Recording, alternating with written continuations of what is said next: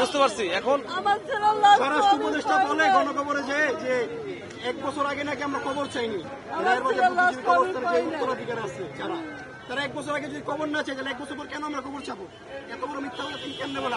বড় কথা। আচ্ছা যাক, এই শোনো, ওই যে তারা কি বলছে এটা আসলে আমার জানার বিষয় না, বা আমি জানিও না হয়তো বা। এখন আমরা যে বর্তমান পরিস্থিতি তৈরি হয়েছে এটা সমাধানের জন্য কি কি করণীয় আমরা আমাদের মতো করার চেষ্টা করছি। আমি বলি আমাদের হচ্ছে যে জামিন হয়েছে, জামিনের বিষয়ে তো হাইকোর্ট থেকে জামিন সবই হবে। হাইকোর্ট থেকে জামিন হলে এটা তো আসলে পুলিশও জানার কথা না, আর হাইকোর্ট তো স্বাধীন, এটা আইন উপদেষ্টাও জানার কথা না। সম্মানের সাথে হবে হচ্ছে সময় লাগে। আরে ভাই বিচার করতে একদম সময় লাগে না।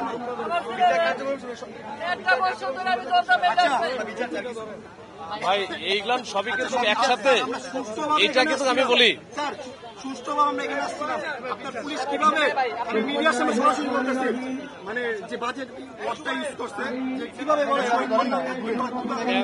এইখানে এই শোনো আমি বলি, এইটা হচ্ছে এমনি 144 জারি করা থাকে, কাউরে আসতে দেয় না। হ্যাঁ, হয়তোবা তোমাদের যখন তোমরা ঢুকতে যাচ্ছ তখন হয়তো বাধা দিচ্ছে, এটা স্বাভাবিক,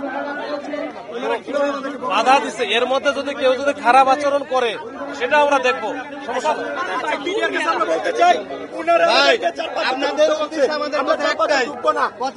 বিচার চাই, গণহত্যার বিচার চাই, আমরা বিচারই চাই। বিচার তো একদিনের বিষয় না স্যার, 1 বছরের বিচার। আমি একটু বলি, এখন বলো না, এখন না স্যার আমি একটু বলি, এই যে 5ই আগস্টের পর থেকে যদি বিচার কার্য শুরু করতো তাহলে একটা পর্যায়ে গেলে আমাদের সান্ত্বনা পুরস্কার দিতে এমন একটা বিষয় তো হয়েছে কিছু। ইভেন যে মামলাগুলো হয়েছে থানায়, আমি কয়েকটা থানা আমি আমার জায়গা থেকে আমি কথা বলছি যে ভাই কি অবস্থা, যারা খুনি, যারা মামলা আসামি, প্রত্যক্ষ আসামি, এরা বাসায় ঘুরে বেড়াইতেছে, এরা বাসায় আছে, আপনারা তো কিছু করতেছেন না। তখন বলতেছে দেখো এগুলো তো মামলার ক্ষেত্রে আইসা তোমার অনেক ব্যবসায়ী দিয়ে দিছে, অনেক মানে প্রতিহিংসা চালাইছে। এখন আমাদের কথা হচ্ছে যে যারা লিস্টেড তাদেরই বিচার হচ্ছে না। আমি বলি এই যে ভাই আপনার নাম কি? আপনার নাম কি? ফিরোজ। ফিরোজ, আপনি কি শহীদ পরিবারের সদস্য না? আমি নিজে আহত। শহীদ পরিবারের সদস্য না? আহত। নিজে আহত। এখানে যারা আসছে তারা শহীদ পরিবারের সদস্য আসছে। আপনি কেন আসছেন আমি জানি না। আমি বিচার চাইছি। আচ্ছা, আমি বিচার চাইছি, গণহত্যার বিচার চাওয়া একটু ভাই, মানে এক একটা তো আন্দোলনের গতি প্রকৃতি আছে। এখানে যারা আসছে তারা হচ্ছে এই যে শহীদ পরিবারের সদস্য আসছে। আর আপনি যেটা বলতেছেন ঢালাও ভাবে বলা যাবে না। এখানে এখনো পর্যন্ত এই যে ডিএমপির এখনো এই যে এই বিষয়গুলো নিয়ে এখন হচ্ছে আমাদের ক্রাইম কনফারেন্স চলতেছে, শুধু এই মামলাগুলো নিয়ে। এবং এই মামলাগুলো প্রত্যেকটা মামলার আমরা, এটা তো অস্বাভাবিক বিষয়গুলো ছিল। এমনি নর্মাল যে হত্যা মামলা হয়, নর্মাল যে হত্যা চেষ্টার মামলা, সেই মামলাগুলোর হচ্ছে স্পেসিফিক অনেক কিছু থাকে, কিন্তু এখানে তো অনেক কিছু ধোঁয়াশা আছে। সেইগুলো হচ্ছে আমরা চেষ্টা করতেছি বারবার। এটা মাননীয় আমাদের আইজিপি স্যারের নিজস্ব একেবারে তার অফিসের পাশে একটা কনফারেন্স রুম আছে, ওখানে আমাদের প্রতি মাসে 2 বার করে ডাকে, সেল গঠন করা। আচ্ছা ভাই, আমি একটা বলি, সেল গঠন করছে এটা ব্যাপার না।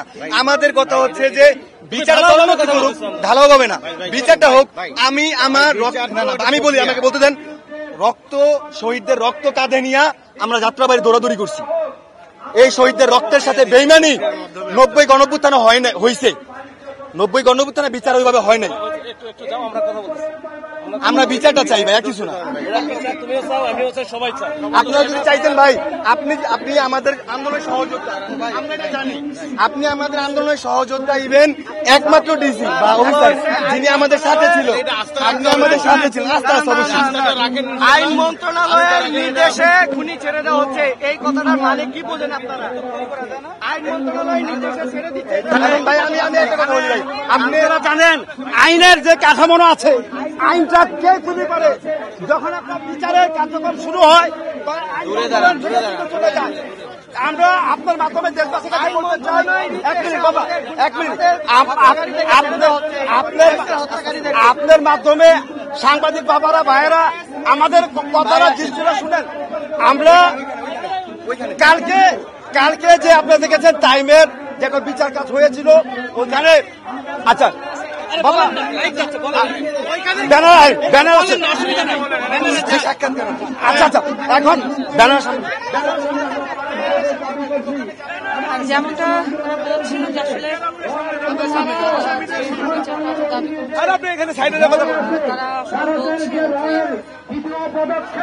এখানে নেওয়া হচ্ছে এই দ্বিতীয় পদক্ষেপের হিসাবে কাজ করতে বলো।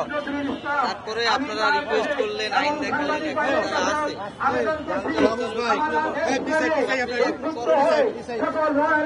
করণীয় হচ্ছে আমরা চাই যে ওনারা যারা আসছেন তারা সবাই শহীদ পরিবারের সদস্য, তো তারা একটা স্পেসিফিক একটা বিষয় নিয়ে আসছেন, আমরা আলোচনা করার চেষ্টা করতেছি। এটা যেহেতু আপনারা জানেন যে এটা প্রোটেক্টিভ এরিয়া, 144 জারি করা থাকে, এখন আমাদের পুলিশ সদস্য কিন্তু তাদেরকে বাধা দেওয়ার চেষ্টা করেছে এবং এক্ষেত্রে কিন্তু তারা বিভিন্নভাবে পুলিশকে উল্টা দিকে ব্লেম দিচ্ছে যে পুলিশ আমাদের সাথে খারাপ আচরণ করেছে।